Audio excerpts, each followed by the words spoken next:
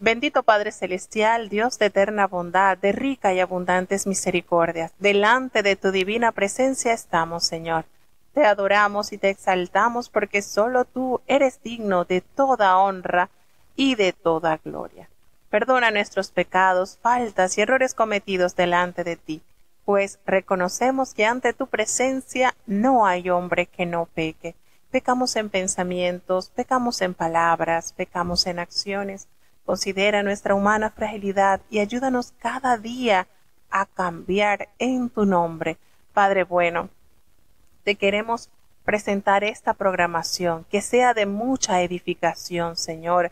Prepara nuestras mentes, nuestras manos, nuestro corazón para entender, para amar, para hacer tu voluntad, Padre bueno. Que cada oyente que está conectado desde los distintos países, desde Colombia, desde México, desde Panamá, desde los Estados Unidos, desde Alemania, desde Chile, pueda recibir bendición de lo alto. Que en ellos, Señor, se pueda cumplir lo escrito en tu palabra, porque como desciende de los cielos la lluvia y la nieve, y no vuelve allá, sino que harta la tierra y la hace germinar y producir, y da simiente al que siembra y pan al que come. Así será tu palabra que sale de tu boca. No volverá a ti vacía, antes hará lo que tú quieras y será prosperado en aquellos a quienes la has enviado. Quédate con nosotros, Señor, sé el invitado especial. En el nombre de Jesús te lo he suplicado y en él te doy las gracias. Amén. Bueno, para este día vamos a iniciar con la lectura de la segunda epístola del apóstol Pablo a los Corintios. Y por supuesto, el autor, sin duda alguna, es nuestro amado apóstol Pablo, y la fecha es donde posiblemente se escribió esta carta fue en el año 55 o 56 después de Cristo. Y el tema que abarca esta carta es un ministerio poderoso a través de instrumentos débiles. Las palabras que más van a resonar en esta carta serán consuelo, sufrimiento, ministerio, gloria, poder y debilidad. El trasfondo de esta carta, de varias maneras, segunda de Corintios, refleja las relaciones de Pablo con la iglesia de Corinto durante el periodo que va desde su fundación, que fue en el año 50 después de Cristo, hasta la fecha en que se escribió esta carta en el año 55 o 56 después de Cristo. Y los varios episodios que tuvieron lugar en este intercambio entre Pablo y los corintios se pueden resumir como sigue. La primera, la visita cuando se fundó la iglesia, que se extendió por cerca de 18 meses, así como nos detalla el libro de los Hechos en el capítulo 18. Y la segunda es que Pablo escribió una carta anterior a Primera de Corintios, como se detalla en Primera de Corintios capítulo 5, versículo 9. La tercera es que Pablo escribió Primera de Corintios desde Éfeso alrededor del año 55 después de Cristo, y una breve pero dolorosa visita a Corinto causó pena a Pablo y a la iglesia, como lo vemos en Segunda de Corintios capítulo 2, 1 y el capítulo 13, 2. Tras la triste visita a Corinto, Pablo escribió una carta severa llevada por Tito. Y Pablo escribió Segunda de Corinto desde Macedonia en camino de regreso a Corinto en el año 55-56 después de Cristo. La visita final de Pablo a Corinto tuvo lugar probablemente cuando escribió Romanos, justo antes de regresar a Jerusalén, y la triste visita que Hechos no recoge y la carta severa que le siguió constituye el inmediato trasfondo de Corintios. Y no poseemos la carta severa, aunque algunos especialistas han sugerido que Segunda de Corintios, desde el capítulo 10 al capítulo 13, puede que haya formado parte de esa epístola. Sin embargo, no existe evidencia documental que respalde este punto de vista. El propósito de esta carta, Primera de Corintios, no fue tan efectiva como esperaba Pablo para el arreglo que la crisis de Corinto pasaba. Y el partido que se oponía a Pablo ganó fuerza y su líder fue particularmente ofensivo con él. Pablo viajó apresuradamente a Corinto desde Éfeso en un intento de controlar la situación, aunque esta visita no se menciona en el libro de los Hechos. está implícita en 2 Corintios, capítulo 12, versículo 14. Y Pablo fracasó en el intento de alcanzar el objetivo deseado y sufrió la abierta hostilidad de los líderes de la oposición. Entonces, Pablo retornó a Éfeso, donde se escribió una severa carta a los corintios, poniéndose en ella todo el peso de su autoridad apostólica. Mandó la carta con Tito y partió hacia Macedonia, donde éste le entregó un informe alentador. Y la mayoría había sido ganada por Pablo y había tomado una acción disciplinaria contra el transgresor. No obstante, todavía existía una minoría rebelde. Pablo escribió una carta a través de la cual enviaba un mensaje de reconciliación a la mayoría leal y de condena a la minoría rebelde, y también dio instrucciones sobre la ofrenda que estaba colectando para la empobrecida iglesia de Jerusalén. ¿Cuáles son las características que más sobresalen de esta epístola? La segunda carta de los Corintios es la más autobiográfica de las cartas de Pablo, porque contiene numerosas referencias a las dificultades que confrontó en el transcurso de su ministerio. Pablo menciona esto para establecer la legitimidad de su ministerio e ilustrar la naturaleza de la verdadera espiritualidad.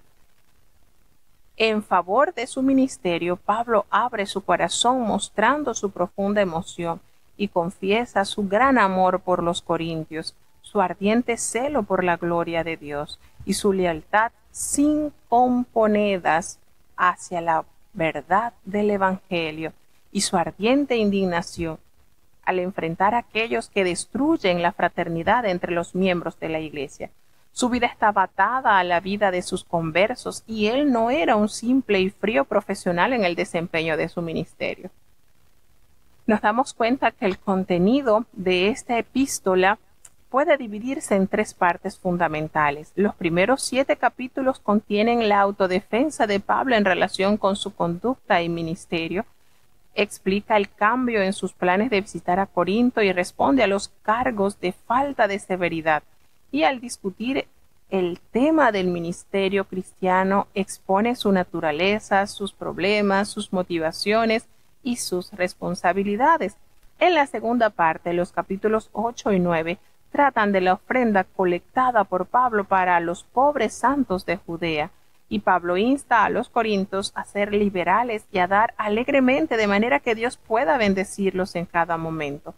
Y la tercera parte, que serían desde los capítulos 10 al 13, forman el tercer segmento de la carta y contienen un mensaje de condena a los detractores que quedan en la iglesia. Pablo responde a los excesos y calumnias de sus críticos y reivindica por completo su autoridad como apóstol.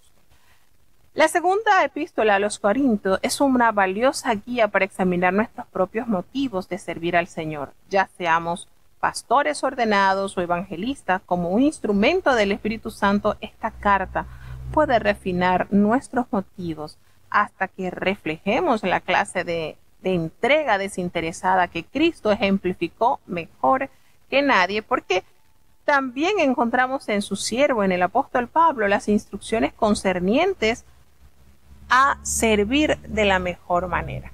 Así que vamos a avanzar en la lectura de los capítulos en este día. Vamos a abrir nuestra Biblia en la segunda carta a los Corintios, capítulo 1. Escuchemos con atención. Segunda epístola del apóstol San Pablo a los Corintios. Capítulo 1. Pablo, apóstol de Jesucristo por la voluntad de Dios, y Timoteo el hermano, a la iglesia de Dios que está en Corinto, juntamente con todos los santos que están por toda la Acaya. Gracia y paz a vosotros de Dios nuestro Padre y del Señor Jesucristo.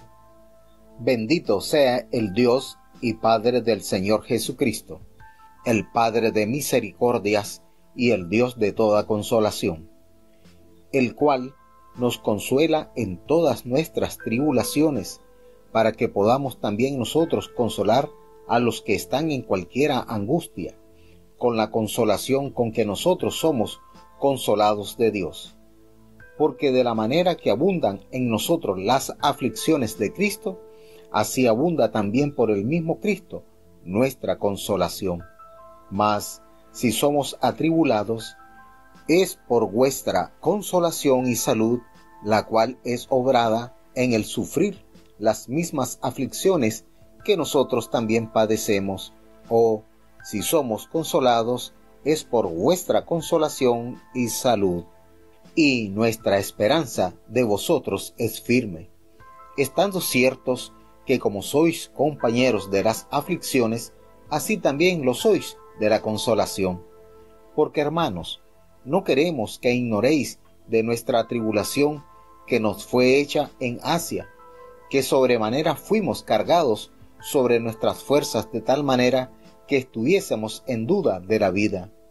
Mas nosotros tuvimos en nosotros mismos respuesta de muerte, para que no confiemos en nosotros mismos, sino en Dios que levanta a los muertos, el cual nos libró y libra de tanta muerte, en el cual esperamos que aún nos librará, ayudándonos también vosotros con oración por nosotros, para que por la merced hecha a nos por respeto de muchos, por muchos sean hechas gracias por nosotros. Porque nuestra gloria es esta, el testimonio de nuestra conciencia, que con simplicidad y sinceridad de Dios, no con sabiduría carnal, mas con la gracia de Dios, hemos conversado en el mundo, y muy más con vosotros. Porque no os escribimos otras cosas de las que leéis, o también conocéis, y espero que aún hasta el fin las conoceréis, como también en parte habéis conocido, que somos vuestra gloria, así como también vosotros la nuestra, para el día del Señor Jesús. Y con esta confianza quise primero ir a vosotros, para que tuvieseis una segunda gracia, y por vosotros pasar a Macedonia, y de Macedonia venir otra vez a vosotros, y ser vuelto de vosotros a Judea. Así que, pretendiendo esto, usé quizá de liviandad, o lo que pienso hacer, piénsolo según la carne, para que haya en mí sí y no.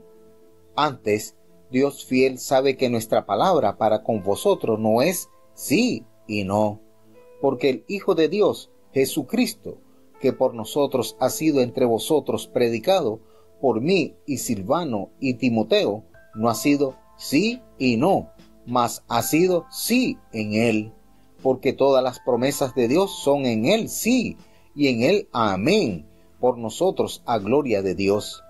Y el que nos confirma con vosotros en Cristo, y el que nos ungió, es Dios, el cual también nos ha sellado, y dado la prenda del Espíritu en nuestros corazones. Mas yo llamo a Dios por testigo sobre mi alma, que por ser indulgente con vosotros, no he pasado todavía a Corinto. No que nos enseñoreemos de vuestra fe, mas somos ayudadores de vuestro gozo, porque por la fe estáis firmes. Bueno, notamos entonces el saludo del apóstol Pablo, presentándose tal cual es su rol, apóstol de Jesucristo por la voluntad de Dios, no de hombres. Y envía entonces saludo también el hermano Timoteo a toda la iglesia de Dios que está situada en Corinto. Allí todos los santos que están en todo Acaya. Y fíjense que Acaya es la región de Grecia que incluía Corinto y Cencrea. Es este lugarcito que se menciona acá. También observamos cómo él emite este consuelo por medio de esta tribulación. Bendito sea el Dios y Padre de nuestro Señor Jesucristo, que es Padre de misericordias y es también de toda consolación. Pues es precisamente el consuelo que se recibe de Él en cada una de las tribulaciones, revela el apóstol Pablo, para que a través de ese consuelo ellos puedan también consolar a otros que estén en semejantes situaciones, por medio de esa consolación con la que Dios a ellos los ha consolado. Hace referencia el apóstol Pablo, porque así como abundan en ellos también esa aflicción, ese gemir, ese sufrimiento por hacer la obra de Cristo, así también en Él abunda esa consolación que el Señor revela a los suyos. Y hablando de eso, es notorio el sufrimiento por el cual se atraviesan los siervos de Dios al actuar como a Dios le agrada. No estamos exentos de eso. Pero precisamente en esos momentos difíciles es cuando podemos ver la mano de Dios consolando a sus hijos.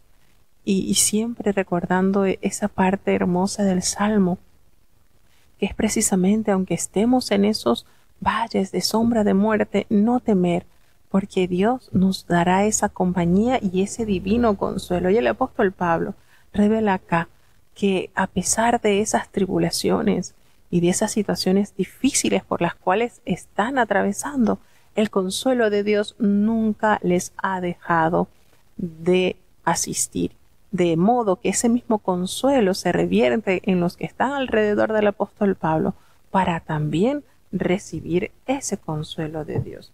Pues ha sido librado de la tribulación, pues él les hace referencia y por eso se dice que esta es una de las es la epístola más autobiográfica del apóstol Pablo, pues revela muchos detalles de las experiencias que él ha tenido que pasar, diciendo que ha sido librado y de muchas tribulaciones, pues no quería que el pueblo en Corinto ignorase todas esas dificultades que les han sobrevenido en Asia. Pero Asia, no el continente. Recordemos que a ellos se les prohibió, el Espíritu Santo les prohibió predicar en Asia, no el continente, sino una provincia del Imperio Romano, que es la parte occidental de la moderna Turquía.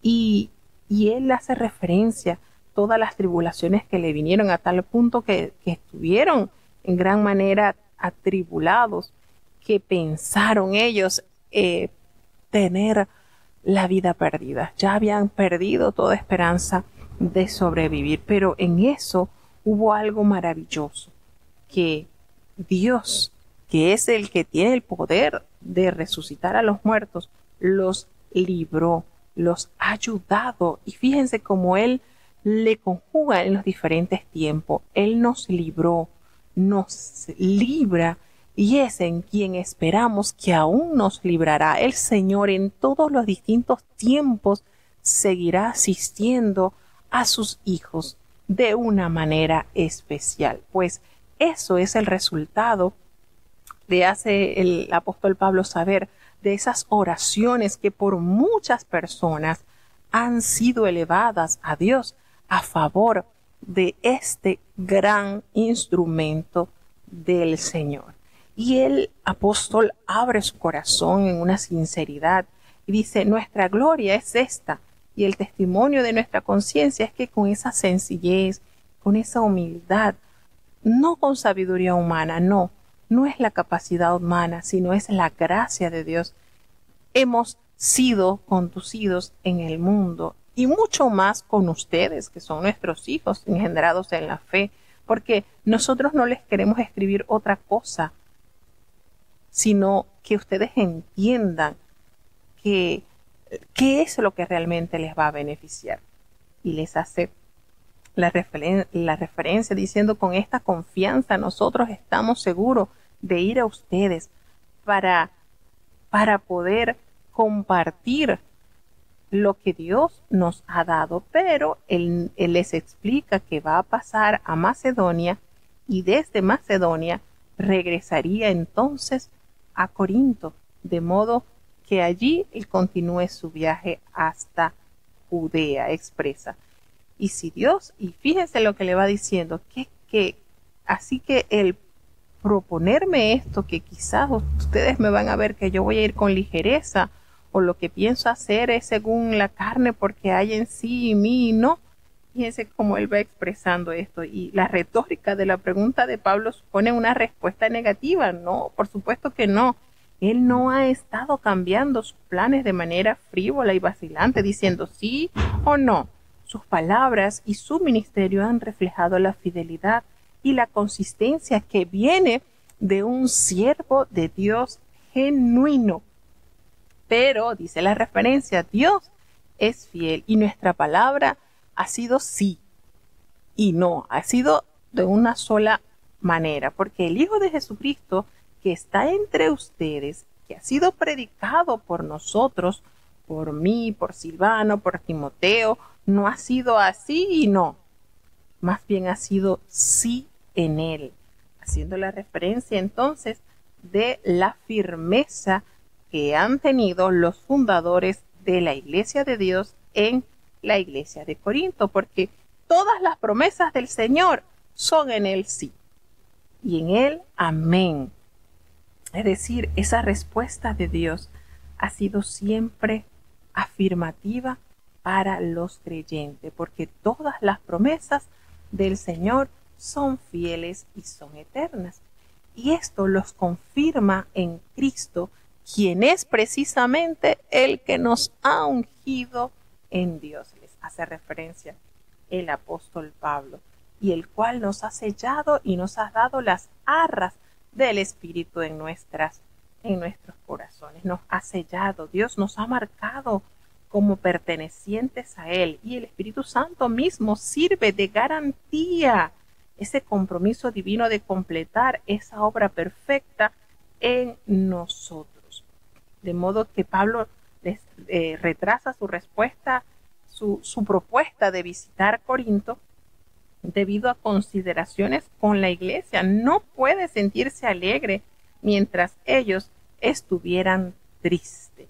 Y de esa manera entonces él se presenta y le da los argumentos y las situaciones que él ha estado experimentando en ciertas situaciones. Seguimos avanzando. Segunda epístola del apóstol San Pablo a los Corintios, capítulo 2. Esto pues determiné para conmigo, no venir otra vez a vosotros con tristeza, porque si yo os contristo, ¿quién será luego el que me alegrará, sino aquel a quien yo contristare? Y esto mismo os escribí, porque cuando llegare, no tenga tristeza sobre tristeza de los que me debiera gozar, confiando en vosotros todos que mi gozo es el de todos vosotros. Porque por la mucha tribulación y angustia del corazón os escribí con muchas lágrimas, no para que fueseis contristados, mas para que supieseis cuánto más amor tengo para con vosotros. Que si alguno me contristó, no me contristó a mí, sino en parte, por no cargaros a todos vosotros. Bástale al tal esta reprensión hecha de muchos. Así que, al contrario, vosotros más bien lo perdonéis y consoléis, porque no sea el tal consumida de demasiada tristeza, por lo cual os ruego que confirméis el amor para con él, porque también por este fin os escribí, para tener experiencia de vosotros, si sois obedientes en todo. Y al que vosotros perdonaréis, yo también, porque también yo lo que he perdonado, si algo he perdonado, por vosotros lo he hecho en persona de Cristo, porque no seamos engañados de Satanás, pues no ignoramos sus maquinaciones. Cuando vine a Troas para el Evangelio de Cristo, aunque me fue abierta puerta en el Señor, no tuve reposo en mi espíritu por no haber hallado a Tito mi hermano. Así, despidiéndome de ellos, partí para Macedonia. Mas a Dios gracias, el cual hace que siempre triunfemos en Cristo Jesús y manifiesta el olor de su conocimiento por nosotros en todo lugar. Porque para Dios somos buen olor de Cristo en los que se salvan y en los que se pierden. A estos ciertamente olor de muerte para muerte, y a aquellos olor de vida para vida. Y para estas cosas, ¿quién es suficiente? Porque no somos como muchos, mercaderes falsos de la palabra de Dios, antes, con sinceridad, como de Dios, delante de Dios, hablamos en Cristo. Bueno, tenemos en el segundo capítulo de Segunda de Corintios la situación que presenta es que él había determinado no ir otra vez hacia esta ciudad, hacia esta congregación con tristeza, porque si él iba con este sentir, entonces, ¿quiénes serían los que le iban a alegrar, sino aquellos a quien ya el apóstol, por medio de su tristeza, se habían entristecido. Entonces, no veía apropiado llegar con esta situación a la iglesia y pide perdonar al transgresor. Fíjense, haciéndose referencia a aquella persona que ha instado a malas actitudes, situaciones inadecuadas dentro del pueblo de Dios. Y dice él entonces que esta carta anterior que él escribió, lo hizo para que ellos tuviesen entonces la oportunidad de corregir su mal. Por eso mismo dice, les escribí para que no tuvieran tristeza de parte de aquellos de quienes me debería yo gozar, confiando en que vosotros todos, que mi gozo es el de todos ustedes, cumpliéndose así lo que dice en la palabra de Dios, que se gocen con los que se gocen y lloren con los que lloren. Le dice, por mucha tribulación y angustia del corazón les he escrito a ustedes con esas lágrimas, no para que ustedes fuesen contritados, sino para que supiesen cuánto amor les tenía el apóstol Pablo. Pero bueno, si esa tristeza les ha causado a ustedes, les ha dado motivo de tristeza también, entonces le basta a esa persona esta reprensión hecha por muchos, haciéndose la referencia, ¿verdad?, de este conflicto que se desarrolló. Y fíjense cómo el apóstol Pablo está listo para perdonar y consolar al ofensor y continuar castigándole tras el arrepentimiento, porque así, de esa manera, se puede corregir al transgresor. Pablo le escribe porque le permitiría a Satanás sacar ventaja de esta discordia y la tradicional identificación del ofensor con la persona incestuosa en 1 Corintios 5:1 es posible que haya relación, pero la ofensa aquí parece haber estado dirigida particularmente al apóstol Pablo y no a ese pecado de la magnitud que se menciona en 1 Corintios, y la acusación era de conducta cruel, ruda, pero no inmoral. Es decir, se tiende un poco a entender, bueno, de repente ella era aquella persona que había causado el incesto, pero más bien parece que esta persona que creó este conflicto estaba arremetiendo directamente contra la autoridad apostólica de el apóstol Pablo. Hace referencia también de Troas, que era una ciudad costera del Asia Menor. Y Pablo comienza una larga digresión sobre la naturaleza del ministerio cristiano sin regresar al tema del informe de Tito. Y quizás como respuesta a tan buen informe que vamos a leer más adelante, Pablo eleva que pronto esto causaba a Dios grata alabanza.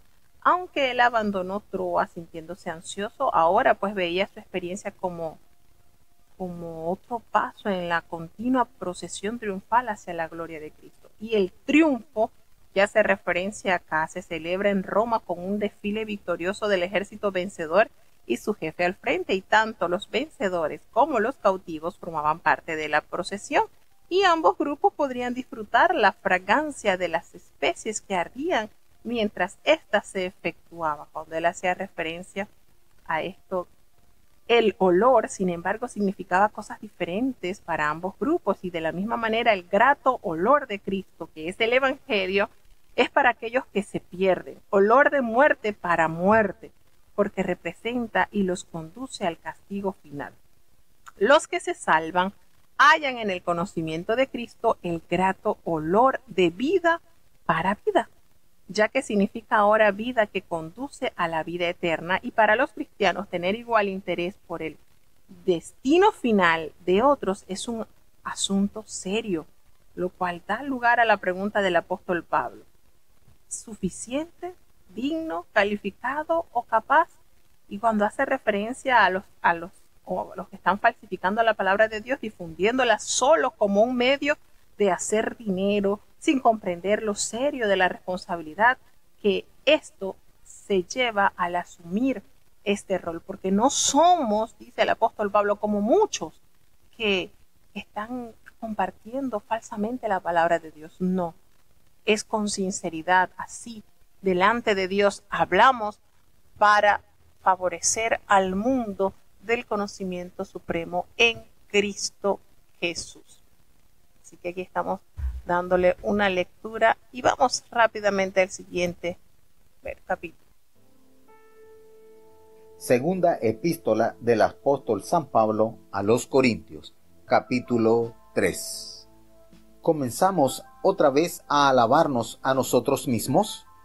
¿O tenemos necesidad, como algunos, de letras de recomendación para vosotros o de recomendación de vosotros?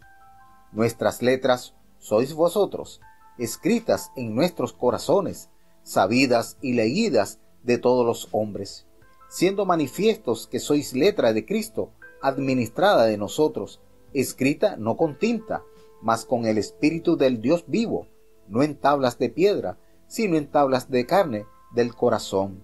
Y tal confianza tenemos por Cristo para con Dios, no que seamos suficientes de nosotros mismos para pensar algo como de nosotros mismos, sino que nuestra suficiencia es de Dios, el cual asimismo nos hizo ministros suficientes de un nuevo pacto, no de la letra, mas del Espíritu, porque la letra mata, mas el Espíritu vivifica. Y si el ministerio de muerte, en la letra grabado en piedras, fue con gloria, tanto que los hijos de Israel no pudiesen poner los ojos en la faz de Moisés a causa de la gloria de su rostro, la cual había de perecer. ¿Cómo no será más bien con gloria el ministerio del Espíritu? Porque si el ministerio de condenación fue con gloria, mucho más abundará en gloria el ministerio de justicia.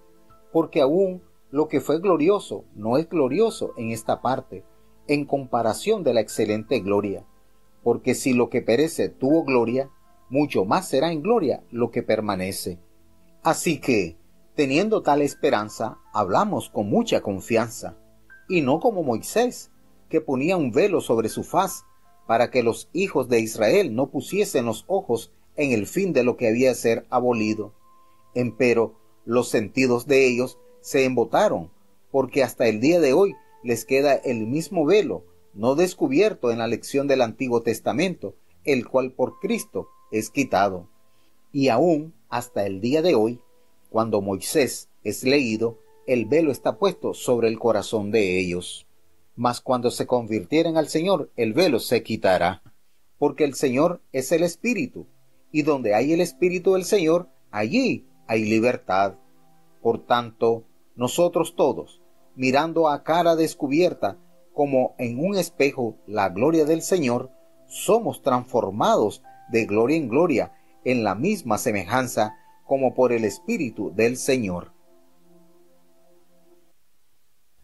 Bueno, aquí observamos cómo el apóstol Pablo compara lo que trajo en sí la ley revelada al pueblo por medio de Moisés y ahora el cumplimiento de la ley a través del Hijo de Dios. Notamos entonces acá que esta confianza por la cual Pablo no era autosuficiente, sino esa seguridad en la suficiencia que le daba el Espíritu de Dios, quien es el que inunda de poder la vida y el ministerio en el contexto del nuevo pacto. Y la letra mata. Esta expresión significa que el código legal del antiguo pacto provocaba la muerte. Recordemos que cuando se transgredía de manera ofensiva la ley, automáticamente era reo de muerte. Pero viene entonces la gracia de Jesucristo que nos salva, no excusando nuestro pecado, sino justificándolo por medio de su muerte en la cruz. Entonces, el ministerio de la muerte se refiere a la dispensación del Antiguo Testamento que estaba basado en un pacto grabado con letras en piedra y no en los corazones y que trajo condenación. La dádiva de ese pacto estuvo acompañada de la gloria porque se trataba de la palabra de Dios. Moisés, por supuesto, como ministro de ese pacto, reflejó su gloria y solo en comparación con el nuevo pacto se podía decir que el antiguo pacto no era glorioso.